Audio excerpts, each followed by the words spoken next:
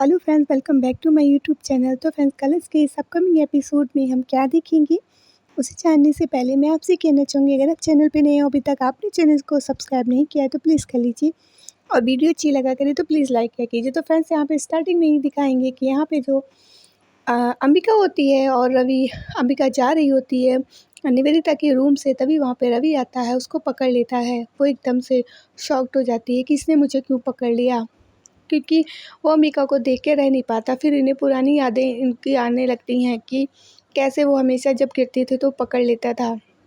हमें यहाँ पे दिखाते हैं कि अंबिका जाने लगती है, तभी उसका जो साड़ी का पल्लू होता है वो रवि की वॉच में ही लग जाता है। उसको लगता है कि पता नहीं इसने क्यों पकड़ लिया, लेकिन पीछे मुड़ के देखती है तब उसकी वॉच में लगा हुआ दिखता है। तब उसे पुराना याद आता है, उसकी पुरानी मेमोरीज़, क्योंकि उसमें तब भी उसके साथ ऐसा ही हो चुका था कि उसका जो है ऐसा ही हुआ था। उसकी पल्लू जो था, उसका धागा जो था उसकी वॉच में ही लग गया था। तो याद आता है, तभी फिर वो निकाल देता है और वो उसको ऐसे ही देख रही होती है।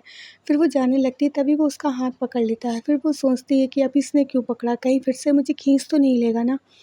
तभी वो उसके पास आता है और कहता है, अंबिका जी, मुझे आपसे कुछ ज़रूरी बात करनी है। और वो उसको खींच के बाहर की तरफ ले आता है गार्डन में और वो कहती है, क्या है, तुम मुझे ऐसे क्यों लेकर आए हो? वो कहता है, वो क्या है, मुझे ना आपसे एक फ़ेवर चाहिए, आपकी हेल्प चाहिए। तो कहती, मेरी हेल्प? मैं तुमको पहले ही बता दूँ कि मैंने निवेदिता से कह दिया है कि मैं उसकी हेल्प करूँगी और मैंने कहा पैसे मुझे मैनेज करने में थोड़ा-सा टाइम लगेगा, मैंने उससे बोल दिया है। कहता है, नहीं, इस मामले में मुझे नहीं चाहिए आपकी हेल्प। तो कहती, फिर क्या चाहिए है? अरे, अगर ये सोच रहे हो कि मैं बैंक वालों से कुछ कहूँगी तो नहीं प्लीज़, हाँ, हम रायचंद की रेपुटेशन की बात आ जाएगी, मैं ये नहीं कर सकती हूँ। तो कहता, नहीं, मुझे किसी अपने पर्सनल मामले में आपकी हेल्प चाहिए। कहती, पर्सनल मामले में? मैं क्या आपके पर्सनल मामले में हेल्प कर सकती हूँ?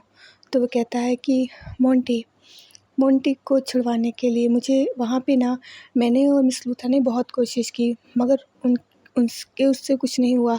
उन्होंने कहा है कि किसी ऐसे की जो है आप गारंटी लगाइए जो जिसकी मार्केट में अच्छी खासी रेपुटेशन हो। तो मैं आप ही को जानता हूँ और किसी को नहीं जानता हूँ। तो मैं चाहता हूँ कि आप अपनी गारंटी लगा के मोंटी को बाहर निकाल लीजिए। तो वो कहती है, मन में सोचती है कि अभी भी इसको मोंटी की फ़िक्र है। तो कहती है, मोंटी के लिए? कहता, हाँ, मैं बहुत परेशान हूँ, मुझे रात में नींद नहीं आती है उसको लेके। मैं सोच रहा हूँ मैं कैसे क्या करूँ, उसने कुछ नहीं किया है और आप यकीन मानिए उसने कुछ नहीं किया, बस आप हेल्प कर दीजिए। तो वो सोचती है कि मैंने कितना गलत समझा था, रवि आज भी कितनी केयर करता है मोंटी की और मैं ही गलत समझ रही थी। तो वो कहती, हाँ ठीक है, मैं आपकी हेल्प कर दूँगी, आपने कहा है तो। तो कहता है, ठीक है, थैंक यू। तो कहती है, ठीक है चलो। फिर ये लोग वहाँ से चले जाते हैं और वो उसका हाथ पकड़ता है और उसको थैंक यू बोल के उसके गले से एकदम से लग जाता है। तो वो एकदम से जो है वो कुछ नहीं बोल पाती, वो भी उसके गले मतलब लग जाती है। तो वो सोचती है कि ये क्या मैं कर रही हूँ, मुझे क्या हो जाता है जब मेरे गले से लग जाता है तो मैं कुछ बोल क्यों नहीं पाती हूँ, मुझे आखिर हो क्या जाता है। तभी और उसको लेके जाता है। ये लोग वहाँ से चले जाते हैं। फिर दिखाते हैं कि निवेदिता यहाँ पे बहुत परेशान होती है, थोड़ी-सी रिलैक्स हो जाती है, क्योंकि अंबिका इससे कह के गई होती है कि मैं हेल्प करूँगी। तो कहती है, अंबिका कितनी अच्छी है, मैं कितनी लकी हूँ ना, मुझे कि अंबिका जैसी दोस्त मिली। उस लड़की ने मेरी प्रॉब्लम सॉल्व करने की 1 मिनट नहीं लगाया, तुरंत उसने हाँ कर दी कि मैं तुम्हारी हेल्प करूँगी। कितनी अच्छी है अंबिका, हाँ, सच में मैं बहुत लकी हूँ जो मुझे अंबिका जैसी दोस्त मिली है। और देखो, और फिर वो सोचती है कि आखिर ये कर कौन रहा है, तो वो फ़ोन करती है, कहती है कि आखिर ये सब कर कौन रहा है। तो वो उसका जो होता है ऑफ़िस का, वो कहता है कि मुझे नहीं पता मैम, यहाँ पे बहुत ही सिस्टम ख़राब चल रहा है, मुझे समझ में नहीं आ रहा है कौन है। तो कहती, कौन है, क्या है, पता करो, कैसे भी पता करो कि आखिर कौन हम लूथरा की रेपुटेशन डाउन करने में लगा है। मुझे नहीं पता, कितना भी पैसा खर्च हो, कुछ भी हो, तुम बस पता करो। तो कहता है, हाँ मैम, मैं बिल्कुल पता करूँगा, कैसे भी करके पता करूँगा, बिल्कुल भी परेशान मत हो। कहती, हाँ, तुम मुझे बस पता करके बताओ कि आखिर ये कौन है, फिर मैं देखती हूँ कि आखिर ये है कौन जो मेरे लिए ये सब कर रहा है। हाँ। तो कहता, हाँ मैम, मैं बिल्कुल पता कर रहा हूँ। कहती है कि तुम्हारा कोई तो सोर्सेज़ होंगे ना वहाँ पर, उनसे पता करवाओ कि आखिर ये है कौन। वो कहता है कि हाँ मैम बिल्कुल मैं पता करवाता हूँ, बस आप थोड़ा-सा टाइम दीजिए, फिर मैं देखता हूँ कि आखिर ये है कौन, फिर उसके बारे में मैं आपको सब कुछ पता करके बताऊँगा बिल्कुल। तो कहती हाँ, मुझे उस बिल्कुल सही जानकारी चाहिए, और पैसे का तुम बिल्कुल मत सोचना, कितना भी लगे, कुछ भी हो, बस मुझे पता करके बताओ कि आखिर ये है कौन, फिर मैं इसको नहीं छोड़ूँगी जो भी है। इसने एक कोशिश भी कैसे की। वो कहता है ठीक है मैम, फिर वो फ़ोन काट देती है। इधर सोचती कि आखिर ये कौन हो सकता है जो मेरे साथ ऐसा करेगा, हाँ मेरी पर्सनल प्रोफेशनल लाइफ को इस तरीके से डिस्टर्ब करना चाहता है, आखिर ये है कौन, यही सोच रही होती है। फिर क्या होता है, यहाँ पे दिखाते हैं कि इधर अंबिका और रवि आए हुए होते हैं मोंटी को छुड़ाने के लिए। और यहाँ पे वो कहते हैं कि जो इंस्पेक्टर साहब होते हैं वो कहते हैं कि मैम आप गारंटी लगा रही हैं तो ठीक है मैम, वैसे आजकल के टाइम में कौन किसकी हेल्प करता है, बट आपकी अच्छी खासी जो है मार्केट में वैल्यू है, आपकी रेपुटेशन है काफ़ी अच्छी, तो ठीक है मैं आपके उस पे उनको छोड़ देता हूँ। और कहती है हाँ बिल्कुल, तो कहता है ठीक है आप पेपर साइन कर दीजिए। वो कुछ पेपर्स वगैरह साइन करती है और इधर वो मोंटे को बाहर लेके आते हैं। रवि मोंटे से कहता है कि अब तुम जो हो बाहर निकल आए हो। तो मोंटे सोचता है कि जिसके लिए मैं इतना बुरा भला सोचता हूँ उसी ने मेरी हेल्प की। आखिर मुझे समझ में नहीं आता है कि कौन अपना है कौन पराया है, कुछ भी समझ में नहीं आ रहा है। रवि कहता है इनकी वजह से तुम जो है बाहर आए हो, तुम प्लीज़ अंबिका को जो है बोल दो। तो कहता है कि अंबिका जी थैंक यू जो आपने मेरी हेल्प की। तो कहती है तुमने ज़रूर पिछले कुछ टाइम पहले कुछ अच्छे ही काम किए होंगे जो इस तरीके की तुम्हारी हेल्प तुम्हें मिल सकी है। और फिर वो कहती है अच्छा मैं जा रही हूँ, ये कह के वहाँ से चली जाती है। मोंटी सोचता है कि मैं उसके बारे में कितना गलत सोचता था, मैं तो हमेशा से इसको पसंद नहीं करता हूँ, और देखो मैं और इसने ही मेरी कि मुझको बाहर निकाला।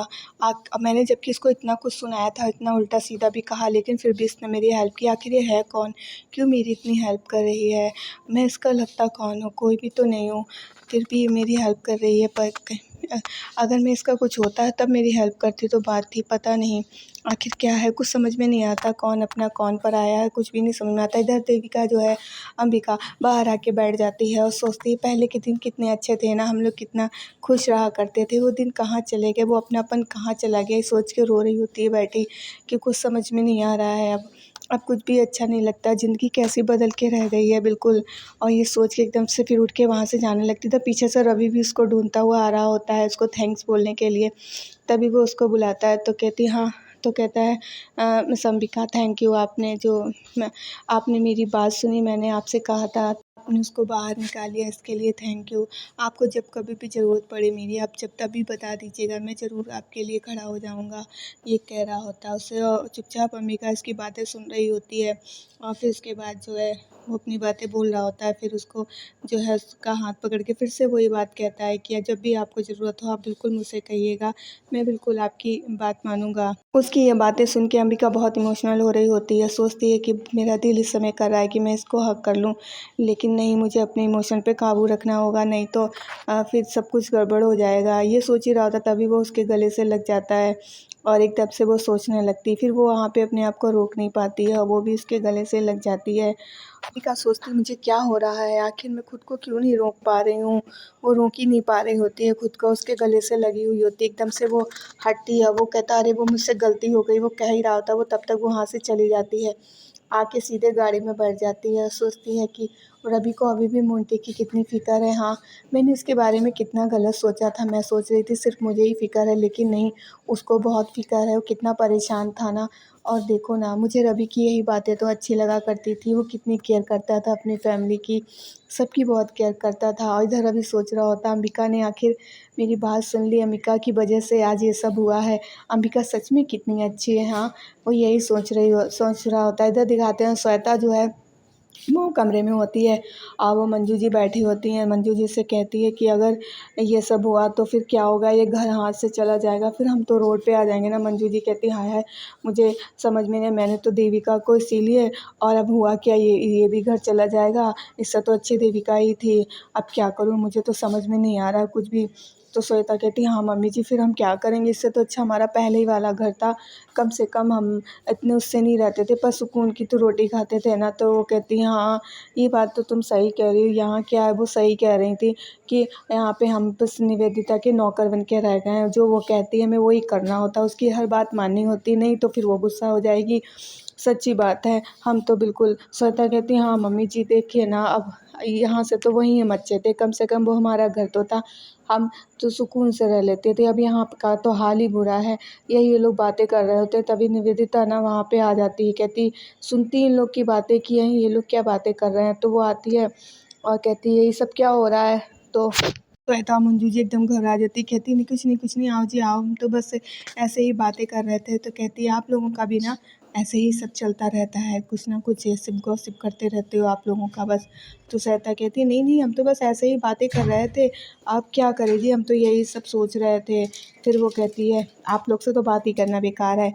फिर वो वहाँ से चली जाती है और इधर अंबिका आती है अपने रूम में और बैठती है, सोचने लगती है रवि के बारे में, और कैसा रवि था, कैसे मतलब उसने मोंटी के लिए कितना कुछ मुझसे कहा, और कैसे वो अपनी फीलिंग्स कंट्रोल नहीं कर पाती रवि को देख के, उसके गले से लग रही सोच रही थी। तभी जानकी राय चली जाती, कहती क्या हुआ, तुम कहाँ खोई हुई हो। हाँ तो कहती माँ आप कब आई, कहती मैं तो अभी आई हूँ पर तुम काफ़ी देर से खोई हुई सी हो, यहाँ पे किसके बारे में सोच रही हो। हाँ तो वो बताती है कि माँ मैं सोच रही हूँ, मैं रवि को गलत समझ रही थी, रवि भी तो उनके बारे में मोंटी के बारे में टेंशन ले रहा था, और मैंने माँ आपको बिना बताए मैंने रवि को छुड़ा लिया।